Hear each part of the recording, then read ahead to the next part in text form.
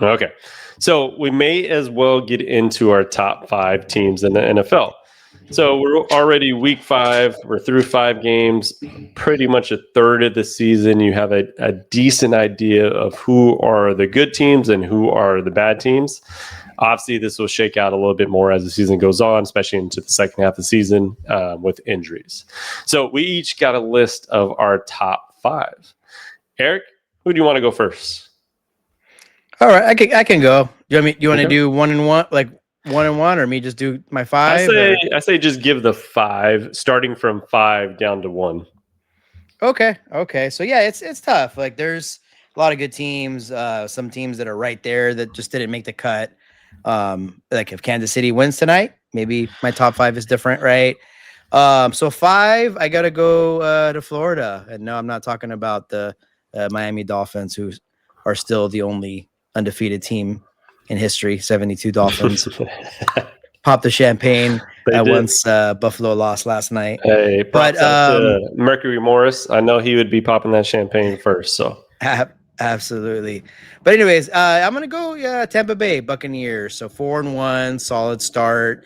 Lost a tough one against Philadelphia, which they were down big. They came back. I think anytime you go into Seattle, regardless of the Seattle team you're facing, and seems like they're facing a pretty good Seattle team right now, went in there toe to toe. Didn't expect like the kind of a high scoring affair as much as it was. But they just been really solid. I mean, Baker Mayfield, we've talked about, he's just really turned a corner as a pro, as a quarterback. We'll see what they're made of the next 2 weeks against San Fran and against Detroit. But honestly, all these teams kind of looking at their schedules. San Francisco, I guess, might have a little bit of a light schedule. They're all playing tough teams, right? You could look at the beginning of the year and you never know what teams are going to be good or bad. I mean, you have an idea for the good ones, but sometimes teams surprise you. So it'll be interesting to see. They got a home against San Francisco, then at Detroit. But I have them as my number 5, 4-1, super solid. Have they won a bunch of close games? Yes. But that does say something to me too, that they're kind of taking care of business when it counts the most. Number 4, I'm going to just go through my list. Yep. All right. So number 4, I got the LA Rams. So ooh. LA Rams 3-2. Really should have beat Philadelphia. Look, terrible performance against San Francisco. I'm going to just chalk this up to them playing a beat up team on a Thursday. Obviously, both were coming off games on Sundays. Those Thursday games are kind of weird at times. Maybe played down to the level of competition. Maybe Sean McVay made a few different calls that he probably could look and say, maybe I should have done things different. That huge fumble. I think they did everything they could to lose that game and really still had a chance to win. I'm kind of just thinking not so much the first 5 games, but what I see in the future. I like the Rams going into Baltimore this week, especially if Lamar Jackson doesn't play. Damn, that's who Baltimore has to play this week? Yes, I know. Okay, chalk it up to 1 and 5. Okay. We haven't even talked to them. They got Jacksonville. They got New Orleans. So those are the next few games. So I like them getting well before another showdown in San Francisco, where I know they'll be chomping at the bit at that rematch. So that's where I like at my number 4. My number 3, it is a team that I think we talked a little bit about it before the show. They are slipping, but I still got to give them their props. The Philadelphia Eagles. I mean, look, they've won like 22 now out of the last 24 games, something like that. I do understand that the other games don't really mean anything in 2025. But they are 4-1. They were up 17-3 in the fourth quarter against Denver. Really kind of blew that game. But there was a game against the Rams that they probably should have lost. So I kind of see that as a just basically evens out. I think we talked about it. There is something off about them. But if they're going to be 4-1, they're going to play the Giants next week. They're going to play Minnesota. Then they're going to play the Giants again. Not saying those would be easy games, but those are games that I'm sure they can look at, and you may see them at 7-1 and be like, damn, they're obviously pretty decent if they're 7-1. So I got them as my number 3, coming off a loss. Man, my 1 and 2, I'm going to go with the Lions at number 2. They had that clunky game against the Packers week 1. Everybody talked about how they had the new coordinators and how that was just not going to work out. And hey, maybe that did take a couple weeks. So since then, they played Chicago, Baltimore, Cleveland, Cincinnati. Granted, again, not the best of teams and not the best of situations. I mean, Baltimore was healthy that game.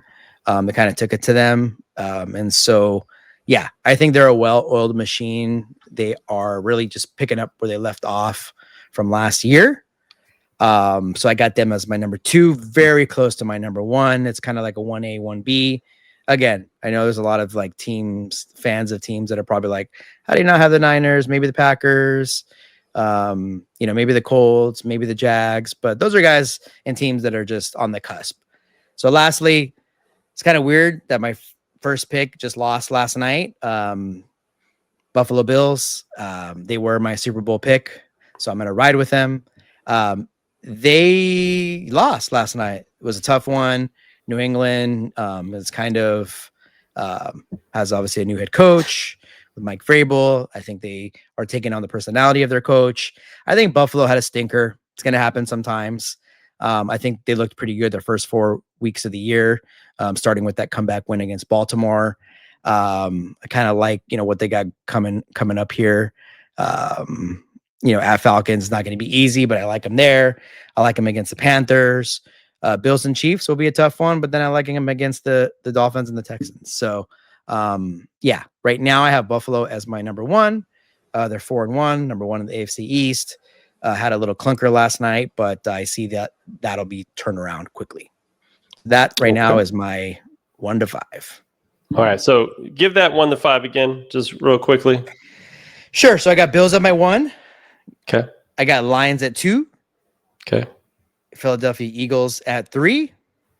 Los Angeles Rams, and then the Bucks, Tampa Bay at my Rams at 4 and Tampa Bay at 5.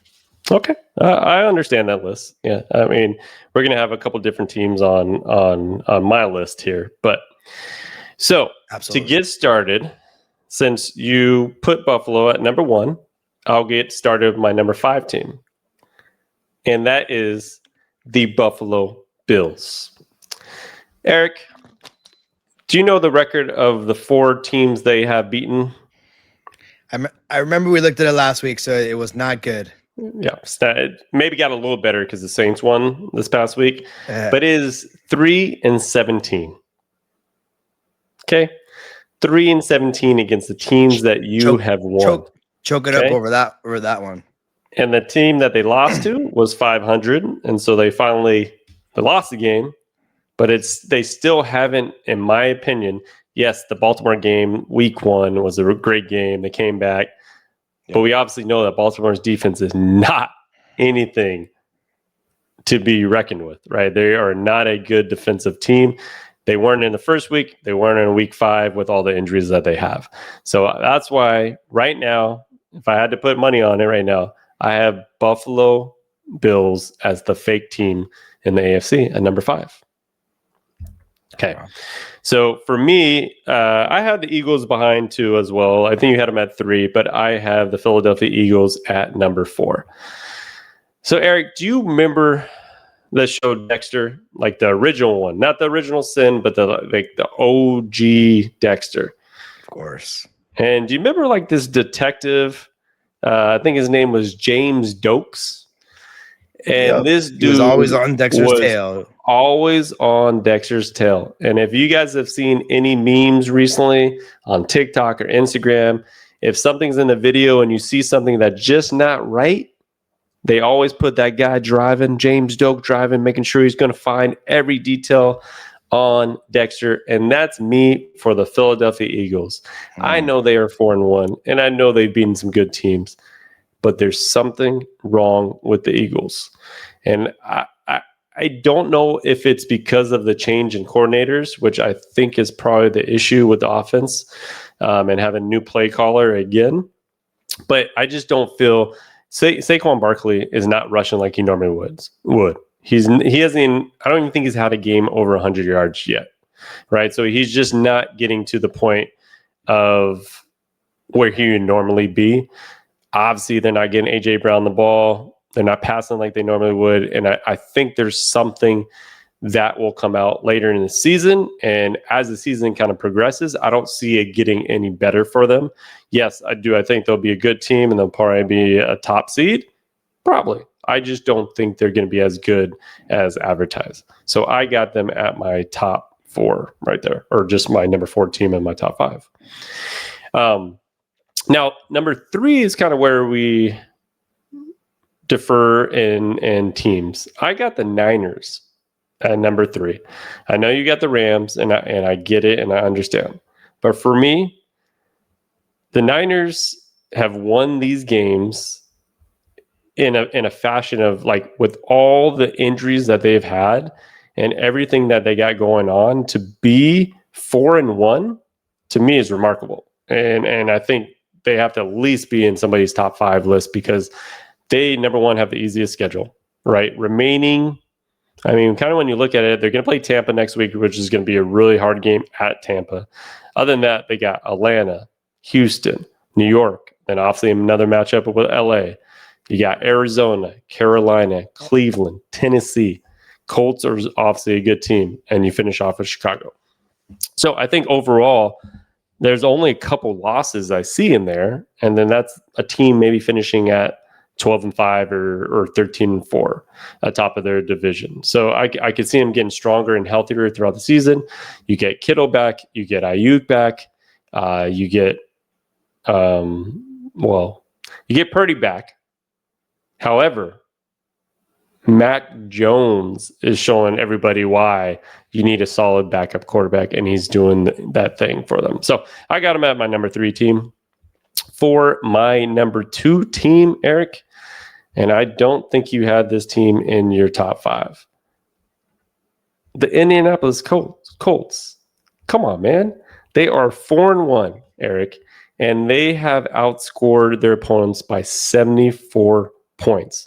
The most in the league, and they've only given up 89. So to me, they are smashing teams. They're rolling over teams, and Daniel Jones is looking like a low-key MVP. And Jonathan Taylor is obviously dominating as a running back.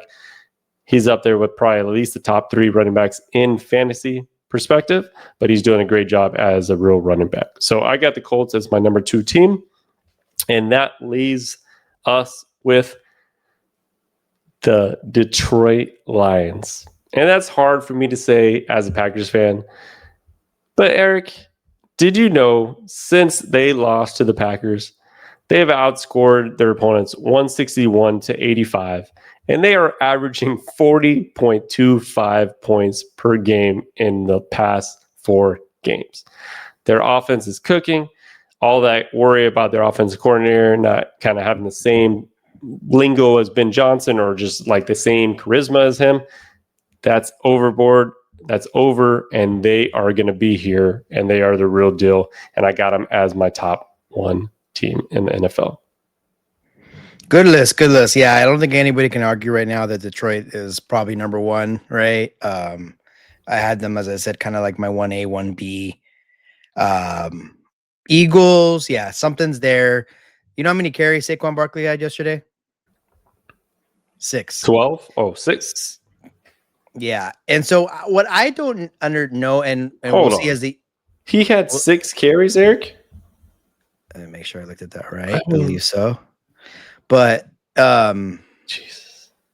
We'll see. I don't know if they're kind of we talked about it before the season started, what running backs do after they rush for 2,000 yards, right? So he had a big workload last year. So are they managing that? Is that possible? Are they kind of managing those carries so that he's fresher at the end of the season and the playoffs? It's possible. So I'll kind of give him the benefit of the doubt thinking it's that, but it could be something that we don't know about. So that has to be a cause for concern. But at the end of they had 6 carries. I mean, 6 carries. Yeah. And overall as a team, they had 11 carries of 45 yards. That's just not the typical Eagles fashion. Yeah, who was getting the ball? I know A.J. Brown wasn't if they weren't running it that much. Yeah, Jalen Hurts threw for 280, Eric.